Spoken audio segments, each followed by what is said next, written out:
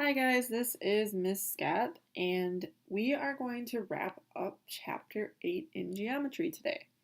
So here is your last joke of Chapter 8. Where do cows go after elementary school? To secondary school. It's pretty good. I think that one's good, you have to admit. It's not as bad as they've been. Okay, so here we go. I think this lesson is a great way to wrap up Chapter 8 because it reviews all the types of quadrilaterals we've looked at in this chapter, and it's a nice way to kind of wrap up things and look at what properties they have. So here's your essential question. How can you identify special quadrilaterals? So the 6 special types of quadrilaterals we've discussed in Chapter 8 are parallelograms, rectangles, rhombuses, squares, kites, and trapezoids. And then with trapezoids, we've also talked about isosceles trapezoids, so just be aware that those have some extra properties that are unique to them. All right, so let's look at these properties and then see what type of quadrilateral has that property. I'm just going to move this up a little bit and we'll erase that. Okay, so in the first property, it says both pairs of opposite sides are congruent. Well, that has to be true in a parallelogram. That's also true in a rectangle, in a rhombus, and in a square. It's not true for kites and trapezoids. All right, how about the second property? Both pairs of opposite angles are congruent. Well, if we're talking about both pairs, that's true in a parallelogram. In a rectangle, they're all 90, so they're all congruent, but it's still true. In a rhombus, that is true, and in a square, that is true. All right, let's look at the next one here. Exactly one pair of opposite sides are congruent. There's actually only one figure that's true for. It's a trapezoid, but it's only if it's isosceles. So it's true sometimes for a trapezoid. If you have an isosceles trapezoid, remember, then these would be the opposite sides and those would be congruent. Those legs, we called them. All right, so that's the only time that would be true. The next property tells us exactly one pair of opposite sides. Oh, we already read that one. Exactly one pair of opposite sides are parallel.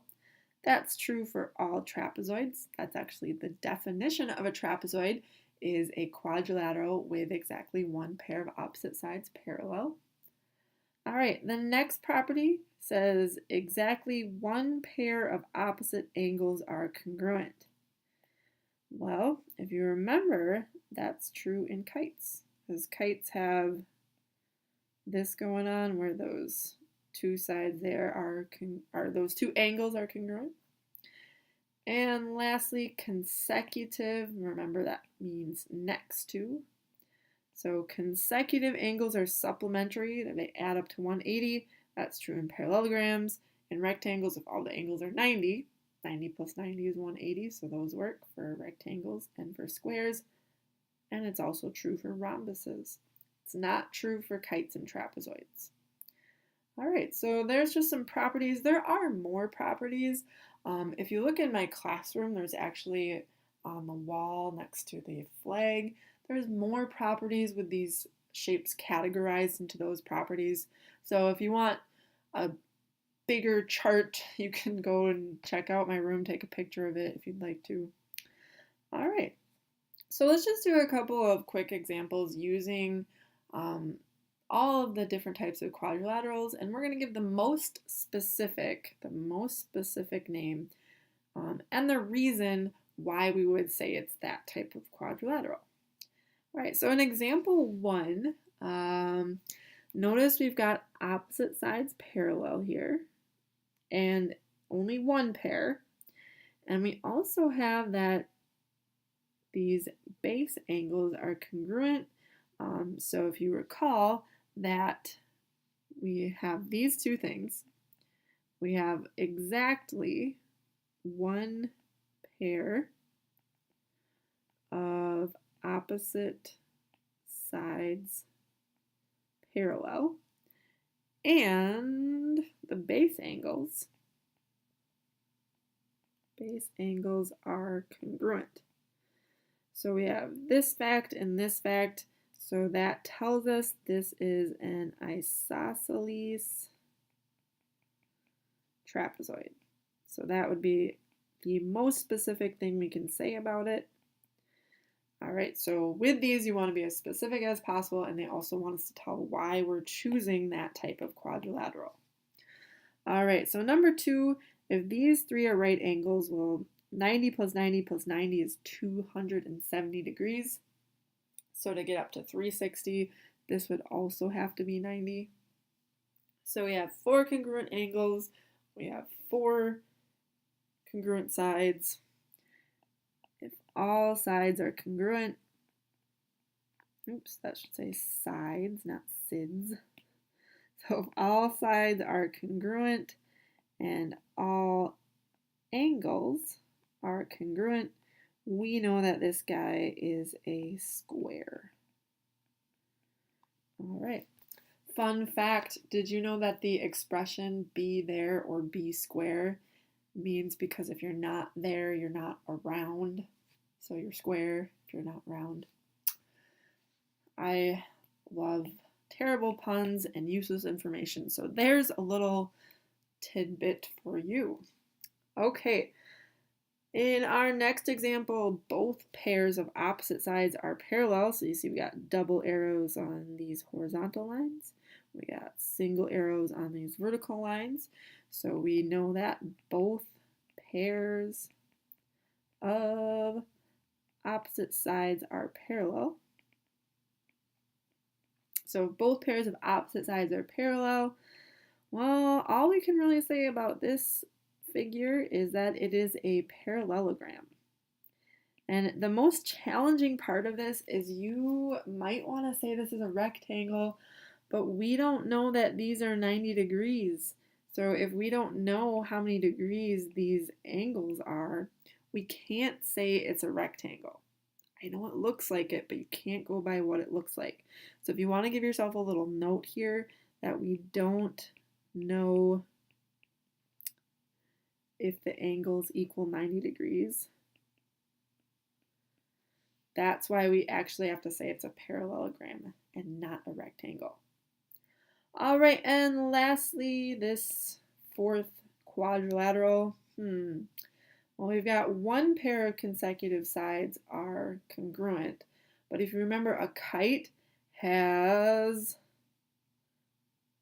both pairs of opposite or consecutive sides congruent, and we would need to know that one pair of opposite angles are congruent.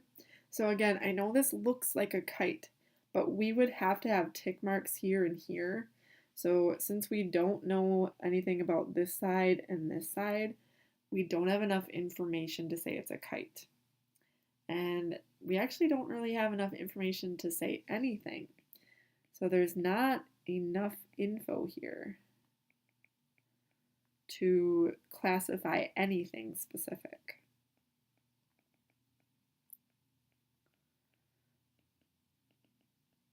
So if you can't say anything super specific about it, all we could say about this is it is a quadrilateral, because we do know it has 4 sides.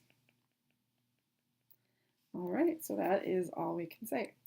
Now, when you work on the examples on the next page, be careful, because with all of these, you have to go by the markings on the figure or the numbers on the figure. Do not go by what it looks like. Because if, for example, some things are really tricky, like number 2, this looks like a rectangle, but if you notice that these 2 angles, this one is 91 degrees, this one is 88 degrees, well, those are not congruent. So we can't say it's a rectangle because they're not right angles. We don't know anything's parallel. We don't know anything is congruent. So all we could say about this one is that it's a quadrilateral. So please make sure that you're looking carefully at the markings on the figure. Some of the markings got cut off, so for number 3, can you make sure these should be arrows, so you have one side of opposite sides that are parallel. You have one pair of opposite angles that are congruent. And then it turns out that since this angle is congruent to this angle, and if we look at this side and this side, those would be alternate interior angles. So you could show that this is parallel to this. So that might help you a little bit with figuring out what shape that is. Okay. And if you have any questions on any of these problems, I know these are a little bit tricky. Just ask. I can help you out. But these problems on page 207 will be your homework. And again, any questions, you can find me or comment down below.